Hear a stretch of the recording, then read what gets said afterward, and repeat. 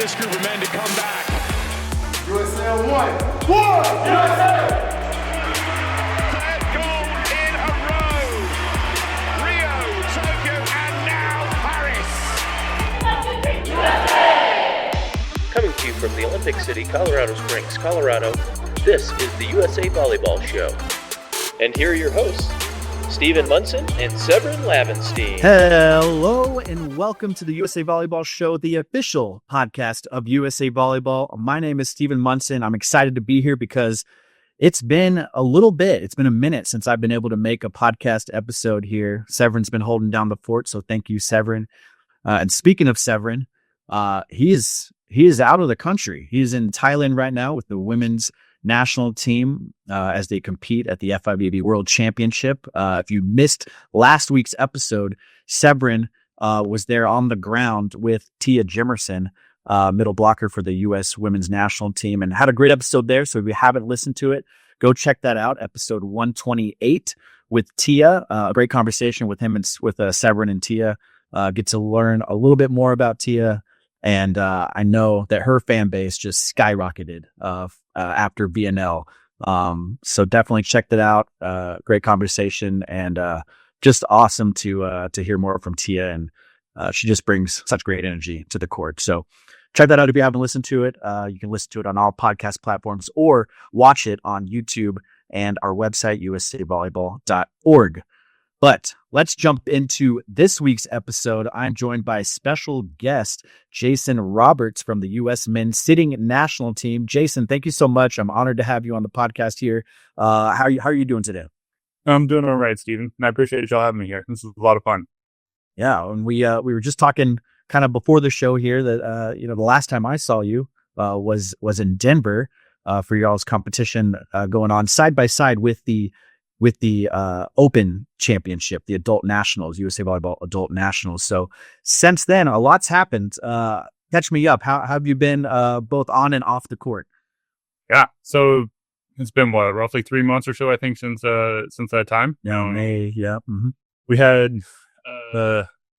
on court action. We had a tournament in the Netherlands, which was a lot of fun. We actually went on and won the Dutch tournament there, which was a really cool opportunity.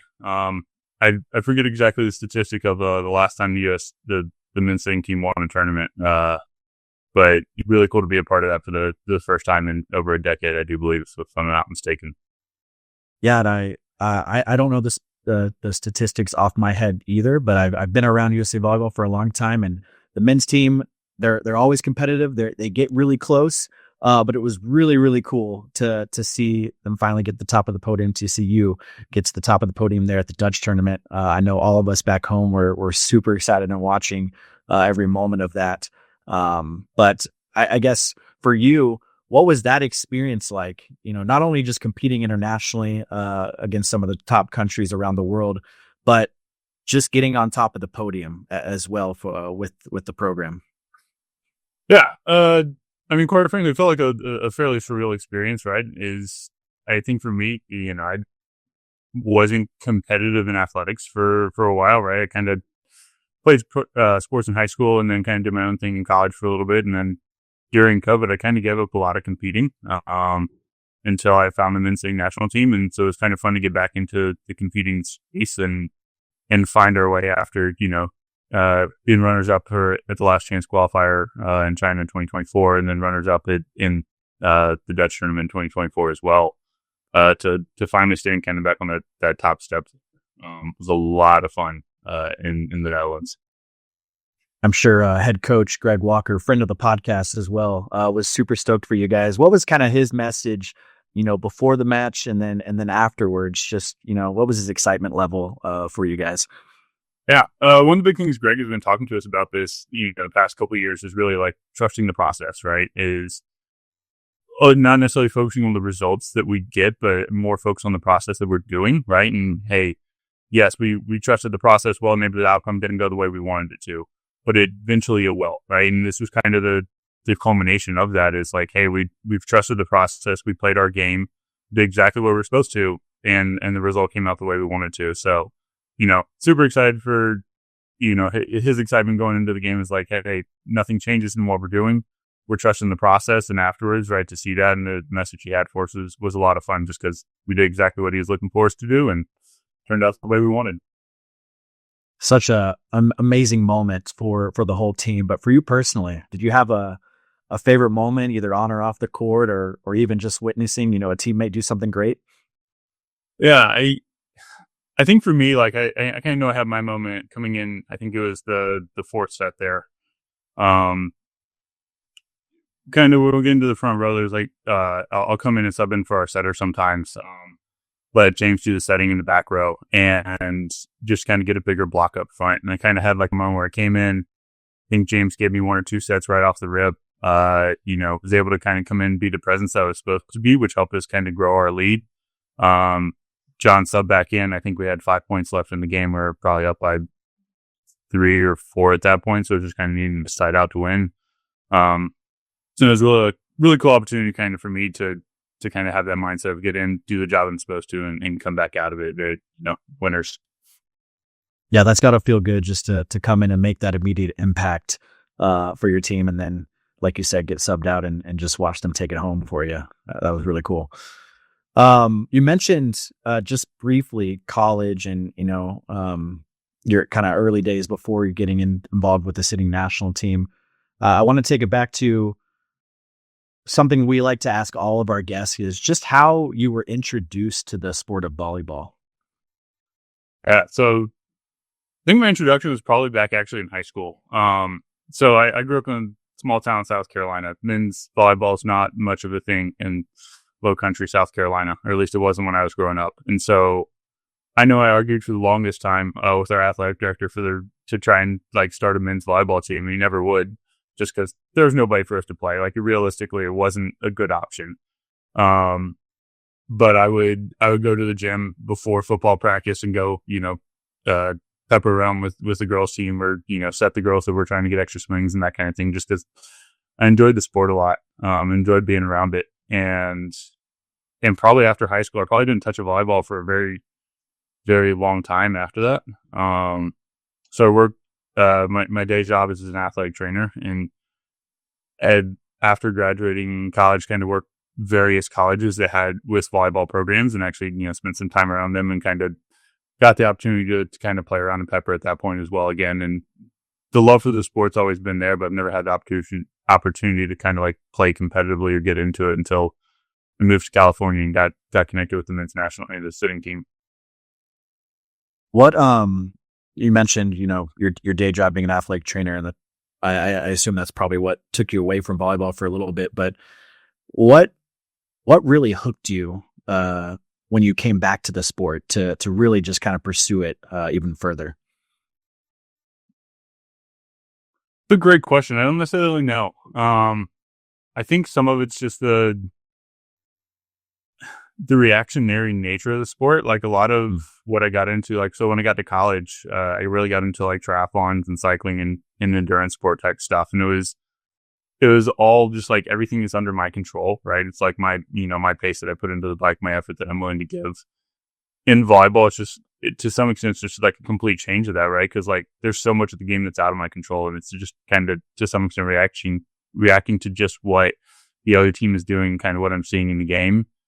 And to take some of that control away was actually a lot of fun, just to kind of figure out how I can kind of get into the mental headspace of, okay, what am I seeing them doing? How am I going to react to it? What can I show them to make them, to have them make a decision that I want them to, that allows me to play a ball a little bit easier.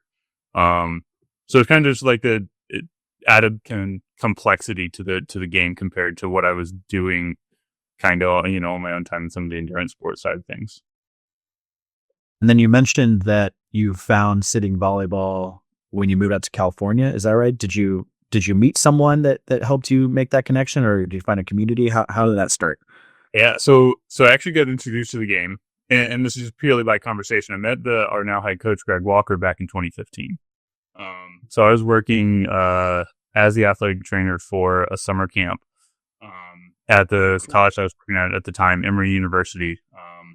And Greg was one of the coaches that was brought in to help coach at that camp. And so camp session's done, all the girls go to, I think it was probably lunchtime or something like that.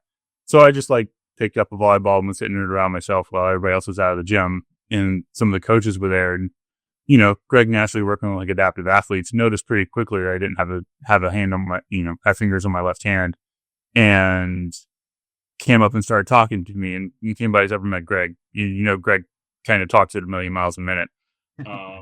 And it probably took me about 5 or 10 minutes to like really like, oh gosh, like he's actually talking about this being 2015, right? Trying to get ready for like the Rio Olympics. Time.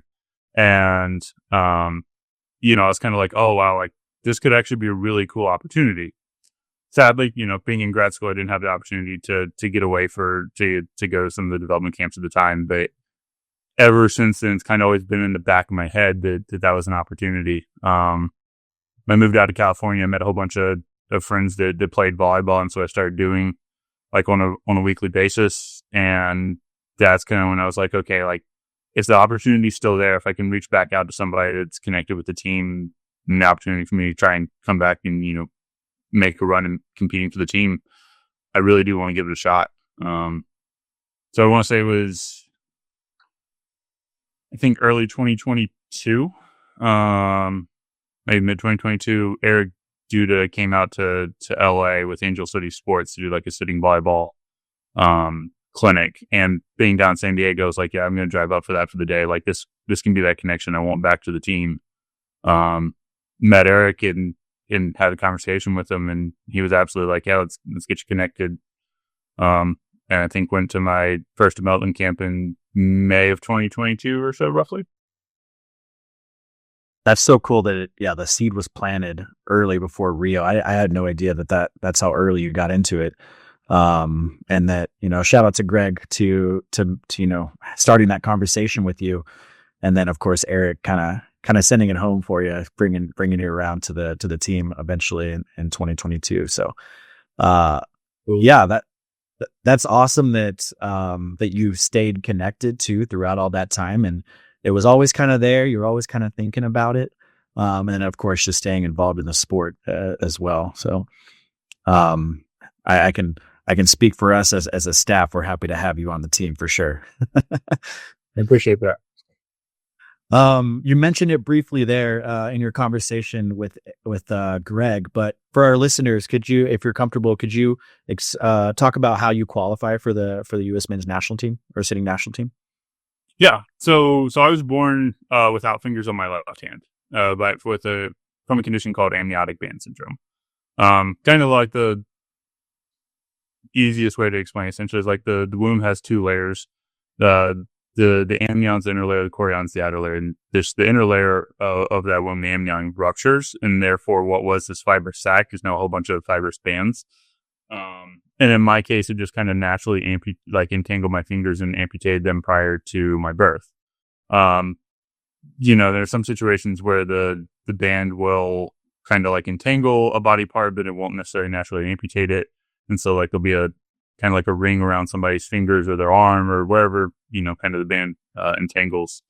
And potentially, we'll need amputation later after life because nothing will grow below that. I think things like cleft lip, cleft palate are all, which people might be a little bit more familiar with or part of amniotic band syndrome too, as far as I'm aware of. Thank you for sharing that. Yeah. And then you mentioned that you played standing volleyball before you were introduced to sitting.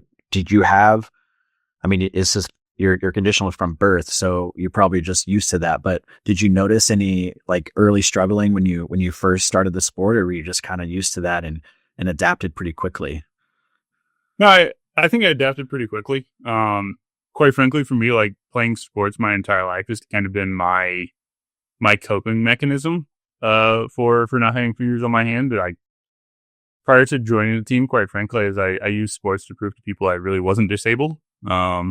Right. And to join the team, like it actually kind of forced myself to have a conversation about the fact that, I am different than everybody else. And I do have a form of disability, right, to qualify me for this adaptive sport to play. But yeah, I kind of use sports my entire life is kind of that coping mechanism for not having fingers. Like I was a receiver on my high school football team. I played basketball. I played baseball growing up. Like if there was a sport, I wanted to try and play it. And so volleyball was just kind of the next thing where, yeah, there were some changes to it, right? Definitely hand setting, had to learn how to do it without, spinning the ball a whole lot and kind of doubling it from there. But it wasn't anything I wasn't used to from playing sports my entire life growing up. You kind of answered my next question. What other sports you were kind of interested in or competed in? Football, basketball, baseball. Were there any other ones that you liked or were kind of like thinking about pursuing even further? Or, and take it a step further, when you found Sitting Volleyball, did you dive into the adaptive sport landscape as well? Yeah, so in high school, let's see, I played soccer actually growing up initially. Yes. But my rec soccer club, like the rec league stopped after like ninth grade, which is when I started playing football. There was a point where I actually thought about trying to make a collegiate team kicking, football wise. I went to University of South Carolina. Like I went to their walk one day. I was like one of like 200 guys that showed up and they talked about, okay, you had to go get through. And I was like, nah, I actually don't think I want to do this enough. I don't like the sport enough for this. So I kind of gave up on that one pretty quickly just because I think I potentially could have done that. I just don't like football enough to put all that time and dedication into it, quite frankly. So, long getting to this point, like it's been really fun to find volleyball where I actually do enjoy putting that effort and the time into it. So glad I didn't ever try to actually pursue football from that standpoint. What else did I do? I ran cross country, but that doesn't really involve my hands at all. And then, yeah, once I've kind of gotten into the men's singing national team, like I've gotten the opportunity to meet some other adaptive athletes, and being here in San Diego with Challenge Athletes Foundation, they're always having, clinics or even just like opportunities and events in the community that you get to go out and try different things. So I've gotten the one I've probably played most recently was probably wheelchair basketball. It was media news. Awful. I am absolutely terrible.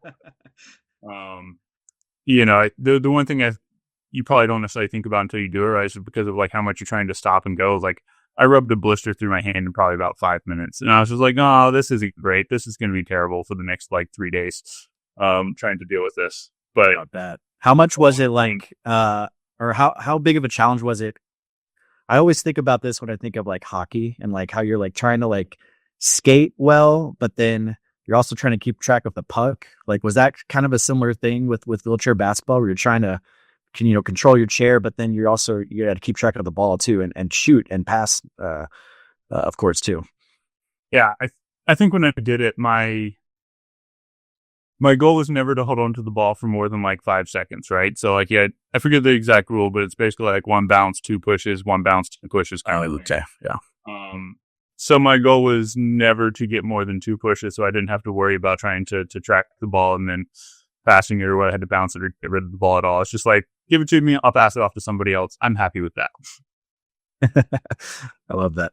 I similar to you. I mean, not at the same level, but I tried to kick for my high school football team where I went to the tryout. I think their kicker got injured or something, and they invited all the soccer guys to come out and try out. And I could not kick a football. I could kick a soccer ball really well, but for some reason, football was very different for me. Did you find that kind of similar for yourself too, or yeah? Yeah, it definitely took a little bit of time to figure out how to kick the football. Just because like the mechanics of it are just slightly different. I went to a small private school. Like we had like 100 kids in the high school total. So our football team was like maybe 20 people, right? So like most of us are probably, playing both ways just because we have to. And so like, it was never really like a, hey, Jason, do you want to kick? It was like, hey, you're the kid that played soccer growing up. You're going to learn how to do this. Yeah. Which is okay. I was perfectly happy with that. But, yeah, it definitely took a little bit of time to figure it out. My first year playing, we actually played 8-man football. And so pretty much an 8-man, you don't really actually kick a whole lot of field goals.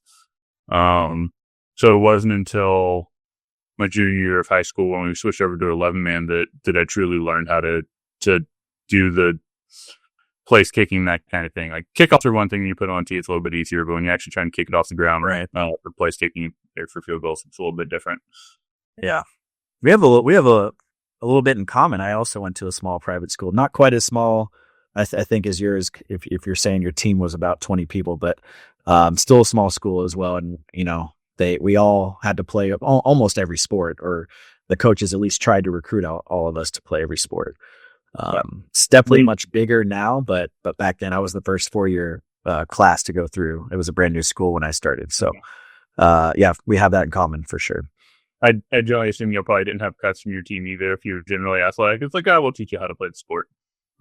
For the most part, there were like some more competitive ones. Like basketball was very, very competitive. I got cut from my sophomore year from basketball, but that's when I kind of fully just went into soccer from there. I grew up playing soccer and kind of went back to it after that and played that through senior year. Nice. Getting a little off topic here, but I'm having a great conversation with you. This is awesome. Going back to the sitting national team, could you talk a little bit about the culture of the U.S. men's sitting national team? Maybe from where you started to where it is now, especially after such a huge accomplishment, getting gold at the Dutch tournament. Yeah, I think kind of got pulled up to the national team about 2 years ago now. I think it was July of 23 is when I started practicing with them. And just like over the past 2 years, the resolve and the change that's been made, like I don't think it's even one of those things that you can never like truly quantify. It's just like small changes that are made every day in every camp, right, that happen. Just to kind of see the resolve that our team has that, kind of showed itself in the Dutch tournament, where we never had a moment of panic, right? If there were times where like, oh, this game's not quite going the way we wanted to, like we're not finishing, terminating plays in the way we want to, or other teams are making, plays that we should have kind of gotten up on defense. There was never moments of panic. It was just this calm, like, hey, this is our game. We've got this. We can still do this. Which was a really awesome opportunity to see, and just kind of the growth that's been in, over the past 2 years. Like I said, I can't necessarily tell you like any one big change that's happened over the past 2 years for that, but I think 2 years ago it would have been a much different story had we played in the same Dutch tournament that we did, and it probably just wouldn't have gone quite in the same way. Which is cool, right? It's just those small changes made every day. The coaches always talk about. It's just like, hey, we're looking to try and get 1% better, and it's kind of what it's been, which is really cool. Yeah, I noticed just from afar, the resilience of this squad and how that's evolved. And I can't remember. I think it was the Dutch tournament. I don't remember if it was the finals, but there was one time where you guys had like a 4-point lead for match point, and the team started coming back. Something like that. I'm not speaking to it accurately, I don't think, but it's just in my head. And I remembered just how calm you guys looked. And, Greg called a timeout, came back. I think James or Rod were just, in the huddle talking, and then you guys came out and finished the thing. So, definitely have seen just from afar the resilience of the squad, and really truly how much of a family you guys are too, which is really cool to watch. So is there, I talked about James Stuck and Rod Green, but is there a voice on the team that you guys kind of look to in those moments? Yeah, I mean, Rod's our team captain, and Rod does a great job of kind of corralling's a terrible word, but it's the word that's coming to mind, right? It's kind of like bringing us all into the same place together and moving us all in the same direction. He's a very outspoken individual. He's very, great volleyball IQ in the way he plays the game, right? Plays with his heart on his sleeve, and he's able to articulate that in a way that gets us all moving in the same direction, which is a really, really cool team culture to be a part of, to have a captain that's so great at that. I asked earlier about, a favorite moment you had from the Dutch tournament, but do you have a favorite moment or thing that you just love, about being part of the U.S. men's sitting national team program?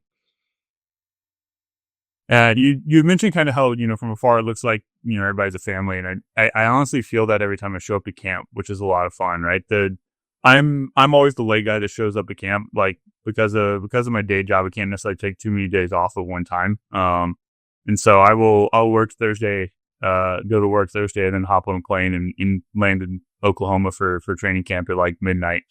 And so by the time I get there, everybody's asleep, and just like waking up Friday morning and, getting to see everybody over breakfast. And it's just like, hey, Jason, good to see you. Right. And seeing everybody, giving them hugs, and just like, it feels like I'm coming home to, to a second family, even though, I'm 1,000 miles away from home at the time.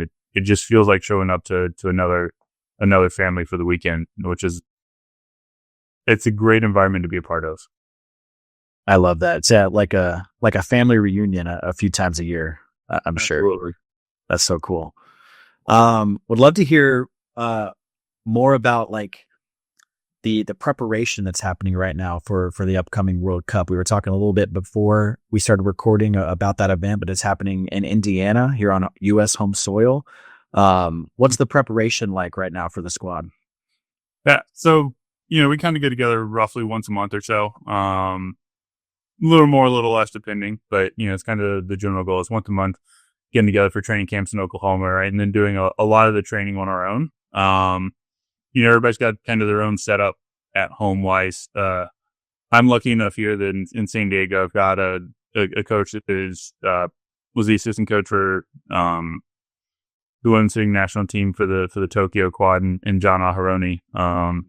We got someone from the women's national team, Maddie Ball, that lives here now. And then we've actually got 2 individuals in the development program as well, that are here in San Diego. So we all get together on Mondays for a practice. We'll bring in some friends as well, kind of to fill out the group and have a good time with a good opportunity to play a little bit and get some quality touches and work on defensive reps and offensive reps that we're looking for.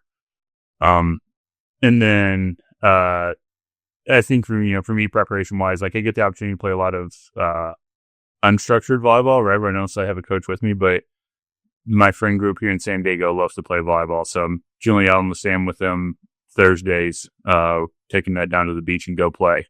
Sundays we'll set up in the park and play. So it's a really cool opportunity just to, while it is standing, right, it's still the game of volleyball and getting touches. And still, while I may not be able to get to have a group of people to sit down with every single day in practice, still getting those touches and the opportunity to play several times a week outside of just the sitting aspect of it. And then that's awesome. Yeah. Sorry to cut you off there.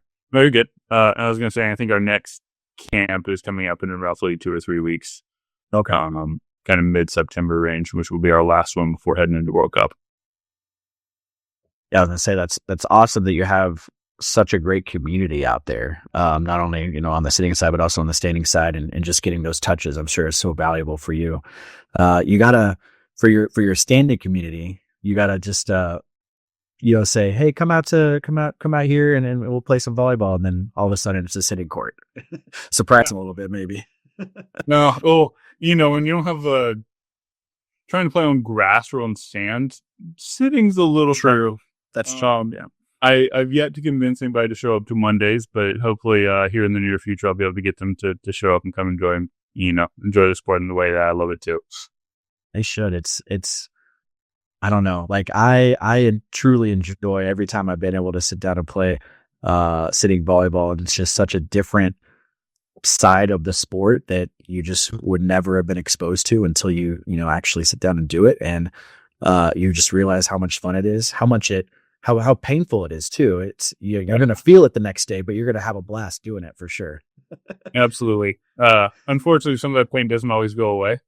The more you do it, it's just, the term I always go back to, or the phrase I go back to, is it's one I heard when I was working in endurance, participating in endurance sport type stuff. Is everybody's like, the pain, never hurts any less. You just go faster. And I feel like sitting volleyball is the same way. It's like the hips are always going to be tight sitting on the ground. You just get maybe slightly more comfortable with it and you move a little bit better, but it's always going to hurt.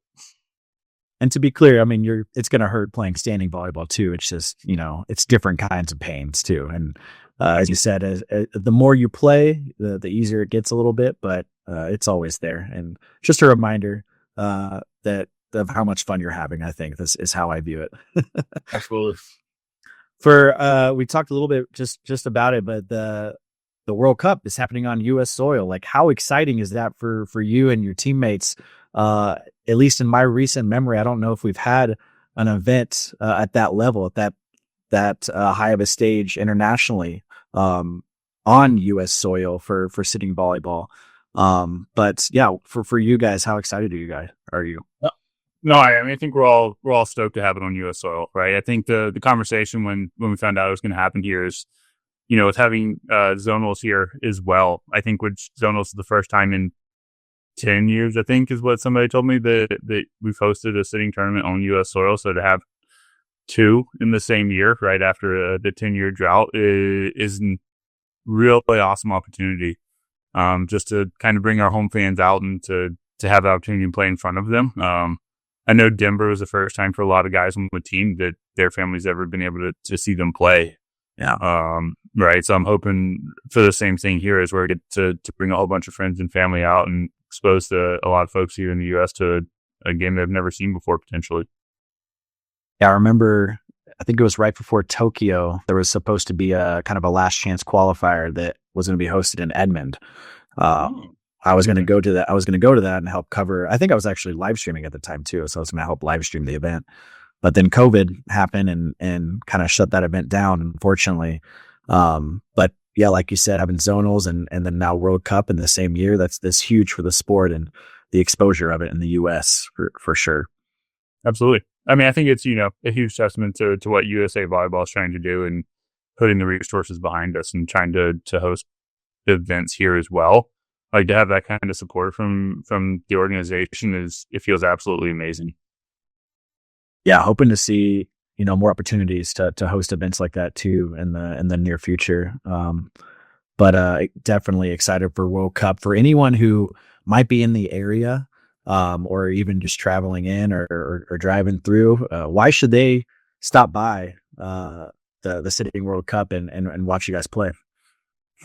Yeah, I think it's an exposure to a side of the game that most folks have never seen before. I've yet to share an experience with somebody when they find out I play sitting volleyball. They're like, "Wait, sitting? Like, are you sitting in wheelchairs?" I'm like, "No, you're sitting on the ground." Like, okay, tell me more. How does that happen? Like, how on earth does somebody play a game sitting on the ground like this, right? And you had to pull up some videos and show them, whether it be YouTube videos or, I'm not above pulling out some of my own highlight reels and showing them because, why not?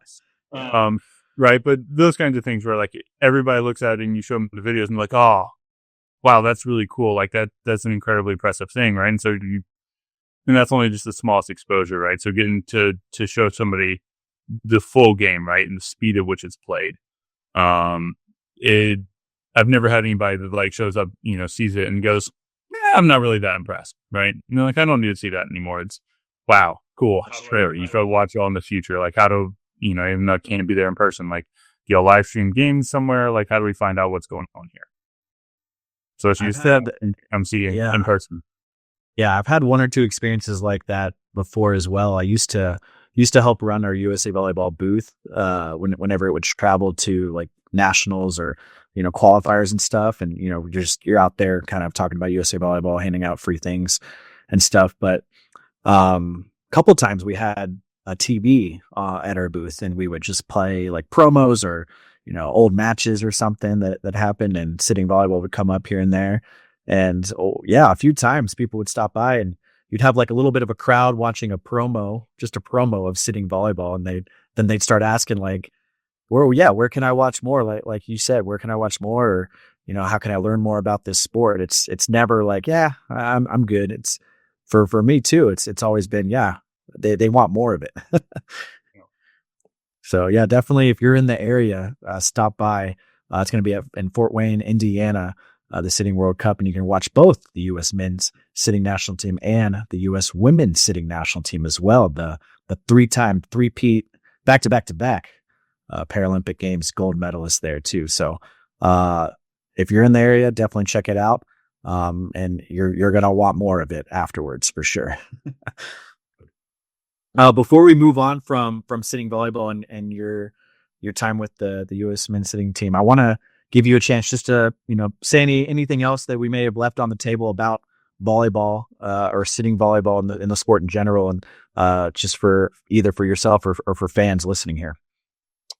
Yeah, I don't necessarily know I have a whole lot more to say, right? I think for me, like being so new to the sport still and still learning so much, right? There's still such an opportunity for me to learn as to what those other things are in the sport, and the cool opportunities to keep learning from my teammates and what it is, right? I hope, we get the opportunity, especially with hosting LA this year, is to do a lot more outreach with Sitting Volleyball and getting folks to kind of know the sport a little bit better, especially for me, hopefully trying to do a little bit more of that here with some of the clubs here in Southern California.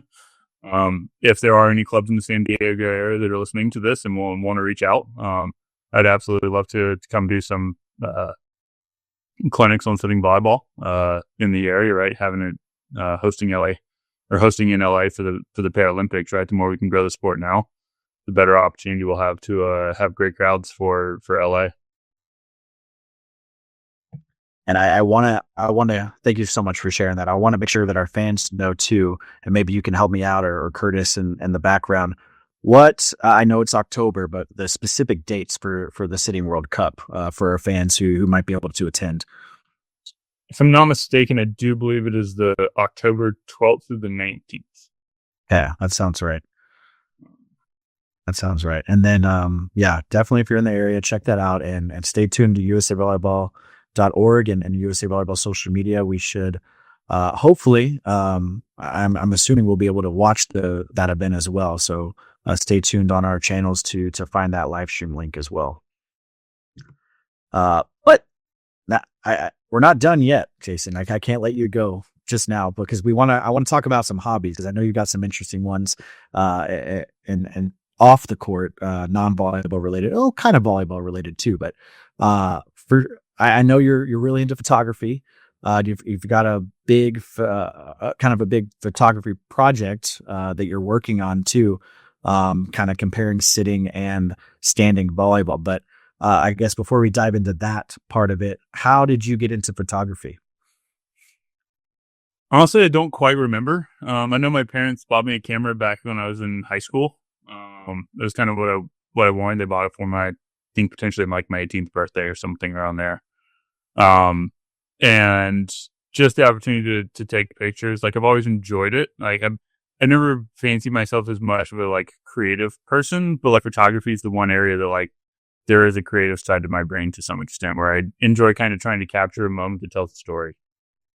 What is it about photography that, I don't know, just kind of scratches that itch for you outside of volleyball that keeps you coming back and interested in that? Yeah, I think so. For me, potentially looking at other people's photography, right? Kind of like I said, photography is the chance to capture a moment, but it tells a story, even though it's a stationary picture. And so kind of for me is the opportunity to be able to kind of be that storyteller, to capture that moment and try and show people, speak to them through, while it is only a picture, I kind of, as people say, pictures it's worth 1,000 words kind of thing. But a lot of it's in the eye of the beholder and what they kind of want to take out of it too, right? So I can kind of capture a moment and things that I really enjoyed about a photo I've showed folks, and then they look at it and be like, and they mention something completely that I've never thought about before. Right. So it's the opportunity to capture that moment and try and tell a story, but at the same time, folks have their own interpretation of it, which is a perfectly, valid way of looking at the photo as well. Which is really cool because it's just another way that kind of expands, my thought process and how I see things and how I want to approach them the next time. What do you like to shoot, photography wise? Is it sports? Is it kind of more nature, or what exactly do you like to shoot? I would say sports and nature are kind of the big things. Okay. I think, if you were to go back and look at, the past 10 years of my phone rolls or whatever it may be, I probably have more sunset photos in my camera roll than anything else in my phone. Just because I really do enjoy, a good sunset and good sunrise and trying to capture what that looks like. But, sports absolutely captures that, especially being a part of it, right? And trying to capture it in a way that I enjoy the sport and want to share with other folks. It's always fun, whether it be, volleyball or football or soccer. I, haven't had the opportunity to shoot a lot of other things other than volleyball at the moment, but I'm absolutely looking forward to opportunities I can get out and shoot other sports too. Yeah. What's been the I guess what's been the overlap there with photography and volleyball? Are you shooting kind of like youth tournaments, or are you shooting your own trainings and stuff? Yeah. So right now it's really only been, I'll bring my camera to most trips I take with USA Volleyball. So someone's trying to capture the behind the scenes items of the travel itself, right? And some of the items that aren't normally seen by other folks. Someone was trying to, if, I'm dealing with an injury or sitting out for practice or something along those lines, right? I might try and pull out the camera and take a photo, try and capture some of the training itself. The Netherlands was a really cool opportunity because we're, playing, our women are also at the tournament, and it's an opportunity to capture their games, and share some of those photos, with them, and also, hopefully with y'all as well, just to, it's beating international tournaments, it's hard to get folks there. So if I can share some of those photos with y'all to disseminate, it's always cool too. I was about to say, it sounds like we got a photographer on the team. So yeah, like you said, it's hard for us to travel internationally, just budget wise and staff wise, but happy to hear that we got a photographer on the team, and we'll definitely would love to have some of those photos and share them on social media and our website. And I'm not the only one too. I know our head coach, Greg, Yep, has a really great camera set up and loves to take photos as well. Travis Ricks is also a really phenomenal photographer. Travis. Yeah. He's been doing it for such a long time. And again, kind of more on the amateur side of it, I think. But use something for as many years as he has, you get really good at it. And he's really great at capturing moments, which is really fun. That's so cool. Yeah. Looking forward to seeing some of those photos in the future. And I mean, we got an event coming up right away in just a couple months here. So World Cup, we'll see some photos for sure. I mentioned it just a little bit before this, but the project that you're working on, tell me and the fans a little bit more about that. Yeah. So the idea is to share the side of volleyball and kind of like the similarities and differences between standing and adaptive volleyball. I think the idea kind of came to me. I was at a Pair Beach tournament or Pair Beach camp down in Florida in December last year. That was going down in Pompano Beach, going the same time that U.S. is hosting Beach Pro Tour Futures event. And took my camera, had some fun with it, and it's kind of going back through some of the photos, and I got this really cool photo of oh gosh, I'm blanking on his name right now. That's not great. One of our adaptive athletes, he is missing. He's a below the knee amputee on his right side, and he, to pass the ball to his left, instead of the standard step left, shift your body, make a nice stable platform there. He's actually, because of the stability wise, he has to step across with his right foot to make that pass, right? Yeah. It was kind of like capturing some of those photos, and I've got a photo, I think it's of Alex Ukelberg. He's one of the beach guys lives in the LA area. Very similar ball passing to his left, but he, on the other hand, right, is able to kind of make that lunge to his left, really keep those shoulders square and make that pass, right? So it's kind of capturing some of those moments that are, it's the exact same thing. Everybody's just trying to pass the ball to their left, but it's the slightly different way that an adaptive athlete has to do it, right? It's, cool to capture some of those items, right? There's going to be some things that look absolutely the same as well. Some of the communication piece side of it that you can capture when folks are playing, right? Where you can kind of basically crop shoulder up essentially. So they may not know whether you're standing or sitting, and being able to kind of capture that moment that looks exactly the same. And you look at the full photo and you're like, oh, cool. This is one of these is sitting, one of these is standing. Right. And I kind of mentioned earlier, it's just trying to capture some of the behind the scenes stuff as well. I've got a couple photos, right, of one of our guys that's above the knee amputee that's sitting on the bench, and his leg is just sitting right next to him as he's prepping for practice, right? And there's things you just never think about, or most folks never actually get to see. We've got one of our below the knee amputee guys that, like, his legs are just sitting there right next to the bench. It's just his legs. Right, which is a really, really cool thing to see. That again, when folks watch Sitting Volleyball, you probably just don't even think about that aspect of it as like, oh, what does this look like behind the scenes? What their prosthetics just sitting around kind of look like, which is fun to capture. Yeah, I remember. I thought about that recently. I think it was at the Zonals in Denver. I was shooting a video of Bethany warming up, Bethany Zuma on the U.S. Women's Sitting National Team libero. And she had her prosthetic just right behind her leg, just right behind her as she was digging balls. And I just remember that being such a cool visual that, like you said, yeah, people just don't really think about when they hear about sitting volleyball. So yeah, awesome that you're capturing those images. Is there I guess what's the finished product look for this project? Is it kind of ongoing, or do you have a finish line in mind? I mean, the idea is to try and finish it somewhere or get close to completion somewhere around like end of 27, early 28, right? So as we're going into LA, I can find some way to kind of disseminate this and spread it, right? So that kind of would go to anticipation for LA, in a way, right? All that said, right, I'm very much an amateur at this. Like, I only bought my camera like a year and a half ago. And so I'm very much trying to figure it out as I go, but, hopefully, I've had conversations with y'all about it and kind of what that looks like and trying to get y'all's input as to ways I can take this and make it look good. And, hopefully over the next couple of years, still kind of continue those conversations and figure out what it looks like, right? It could absolutely completely change from what it is now to what the finished product looks like. And that's okay as long as it looks good in the end. That's right. Yeah. I was going to say, if you haven't had those conversations, yeah, definitely keep us in the loop on that, whether it's our creative and marketing team, or even, our education team might be interested in something like this too. So, for sure, keep USA Volleyball in mind, and we'd love to help you with the project for sure. Absolutely. Appreciate that. Yeah. Speaking, while we're talking about hobbies, just, really quickly, outside of photography and outside of volleyball, are there any other hobbies you have? Any other hobbies you have?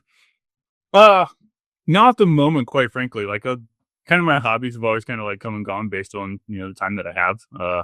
Like I said, I really used to be in kind of endurance sports and do a lot of running and cycling, swimming, that kind of thing. Used to do a fair amount of hiking at one point, which I still get the opportunity to, but in the middle of summer in Southern California, it's not quite a hobby you get a chance to do a whole lot. For sure. So I kind of come and go. We've got my bike sitting in, over here that's probably haven't touched it in 2 months at this point. And before that, I, rode it to work for like 2 weeks and hadn't touched it for 6 months prior to that. So it's there when I want to get back to it. But I'd say volleyball and photography probably take up more of the time at the moment than anything else.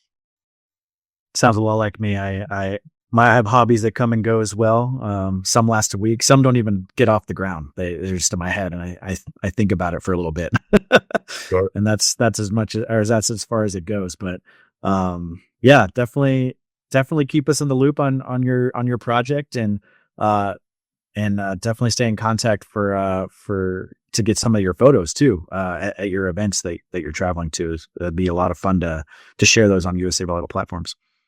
I'd be happy to share them. Before we let you go here, and this is Jason, thank you so much. This has been an awesome conversation. But for our listeners, is there anything else that you'd like to share or talk about that we might have left on the table, or any shout outs you might want to give to? Oh, no. No, I feel like I've kind of given my shout outs as we've gone through this, right, to folks who've been influential to me and helpful to me along this process. No, not that I can think of at the moment. All right. And then just off screen, I was double checking the dates, and I found on Visit Fort Wayne, Indiana. Looks like the 12th through the 18th will be the World Cup. So definitely, if you're in the area, check it out. And if you're not, stay tuned to USA Volleyball social media and usavolleyball.org for that live stream link and to follow results as well through the tournament. But yeah, again, October 12th through the 18th in Fort Wayne, Indiana, the World Pair Volley Sitting World Cup. So definitely check that out and get excited for that. I'm excited. But speaking of social media, just now, Jason, where can people follow you and follow the team on social media. Yeah. So for me, my personal Instagram page is Jason Adventures Outdoors. And so there's probably a little less outdoor adventuring these days with volleyball, but and then I have started a photography page that has like 3 photos posted. If you might, I was curious to go see those. It's Your Right Hand Man Photography. Love that. Just because I thought it was a fun name. That's great. Yeah, and then I quite frankly don't know the US Sitting Volleyball handles off the top of my head. I think it's like USAV_MSNT, but I could be wrong on that. I got you. I got you. USAV_Sitting_MNT. So definitely check that out for sure. And then the women's as well, very similar. USAV_Sitting_WNT. So go and follow those Instagram accounts right now and follow them all the way through. I was going to say all the way through World Cup, but also all the way through LA 2028 too, and your preparations for the next Paralympic Games as well. Right here on U.S. soil. It's a common theme. It's a common theme where we have a lot of events happening here. Well, thank you again, Jason, for taking the time to sit down and talk with me. It's been an awesome conversation. Look forward to many more conversations down the road. But yes, thank you again. It's been great to have you as a guest here. All right. I really appreciate the opportunity, Stephen. Look forward to seeing y'all in October. Yes, sounds good. Thank you. And to the listeners, thank you so much for listening. This has been another episode of the USA Volleyball Show podcast, the official podcast of USA Volleyball. This has been the USA Volleyball Show with Stephen Munson and Sevrin Lavenstein, produced by Curtis Ward. Our content producer is Lara Fawcett. Our marketing lead is Bree Jaycox. If you enjoyed this podcast, be sure to rate, review, and share with your friends. And if you haven't already, please subscribe to the USA Volleyball Show on Apple Podcasts, Spotify, or wherever you listen to or watch your podcasts.